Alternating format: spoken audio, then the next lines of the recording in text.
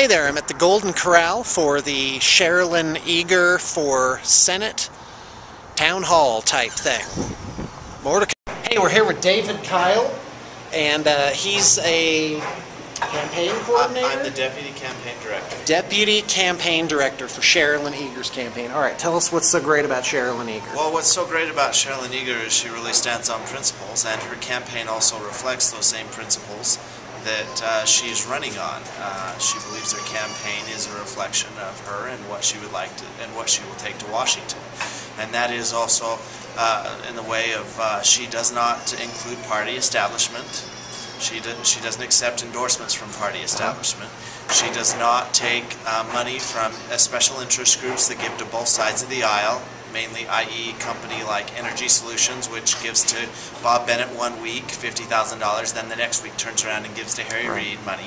She's totally against that, and she refuses that kind of money because she believes that's the kind of corruption that happens at the local level, and they take it to Washington. Okay, great. So that's just one of the main points. No, I'm sure we could go on for a while. In fact, I'd love to, but I can see you're doing other stuff, like getting signs together. Bam! Just one other thing.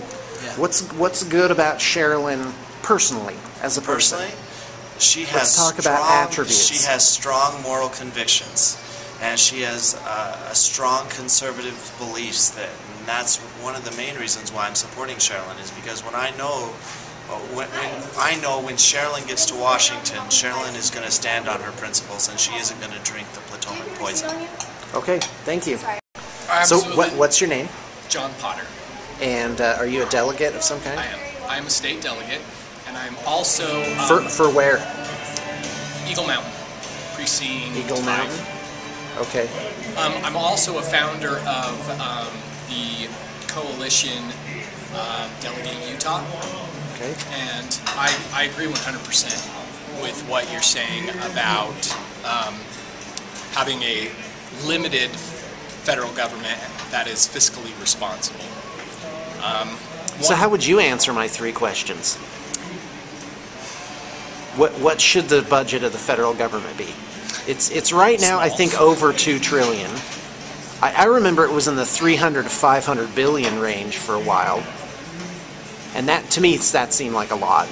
Oh, it does, especially to then it crept up to 800, and now it just exploded. And now. So where would you put it? I've never really taken the time to look at what number would actually be appropriate. Okay. It's a very interesting question, and very, very specific. Well, let's do more or less than $1 trillion. Less, I would think. Okay, more or less than 500 billion.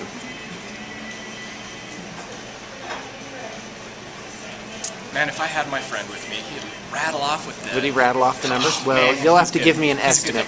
I would think it would be right around that range. Okay. How would you adjust revenues? Adjust the revenue?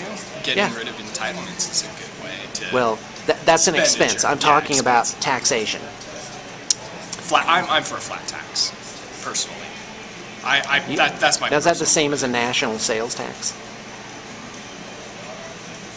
Oh, what's the response to that? I have a response to that. I don't think it is.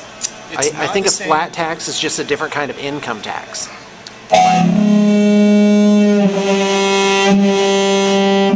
And so that's exactly how I feel about that. That's amazing! I can't believe that you came up with that just at that moment. I've had some really detailed conversations with a friend of mine. And he came up with a really good argument with regards to how it's not a flat tax, or how flat tax is not an income tax? Not the same as a sales tax. Well, it isn't. It's an income tax. You made $100,000. Where's our $10,000, please? Yeah, and I just think that it would personally simplify a lot of things, and the poor as well as the rich would be paying for what they I'm going to pin you on that. What number does someone stop becoming poor? What's the annual income of somebody who's barely not poor? Anybody making an income? I think if you make an income, you need to pay. Of course, that's coming from a firm belief of mine and my religious belief beliefs of tithing, right? At what point do you to start tithing? When you start when you make tithing, a dollar. when you make a dollar.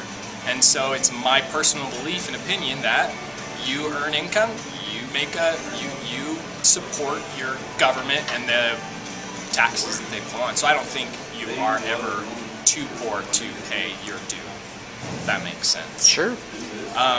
Especially since you have, I found out just the other day that there is a wireless plan that the government has to subsidize your cell phone if you are in lower income families. And I think to myself, are you kidding me? This one with cell phones necessity.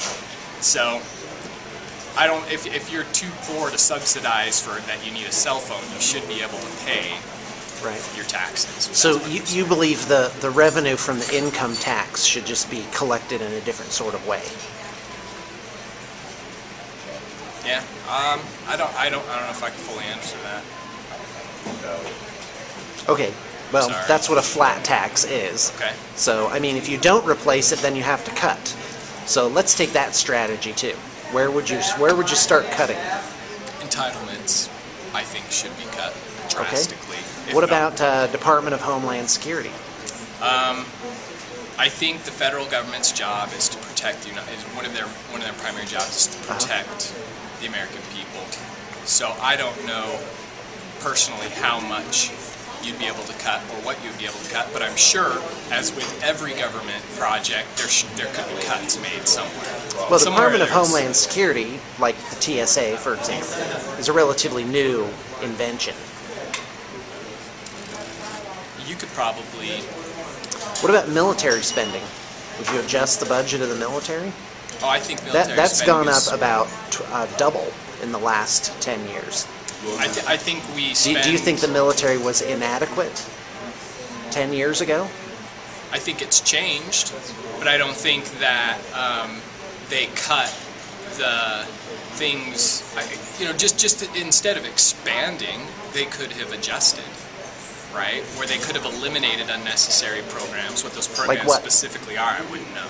Oh, okay. But I'm only assuming that there would, if you dug into it, you would find that they have a hard time eliminating programs and not a very difficult time adding programs, if that makes sense.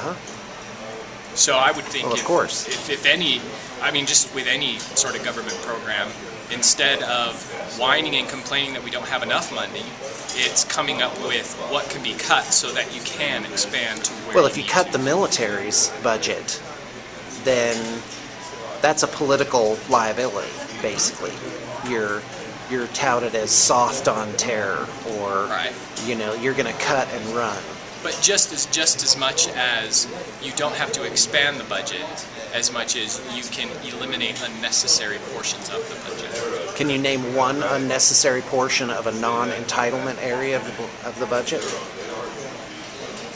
Off the top of my head, not right now. No. I'm grilling you, man. No, that's okay. You're more than welcome. I wish I could grill the candidates like this. I wish that. But you get one question, if that. Absolutely. Pathetic. Hey, thanks a lot. Not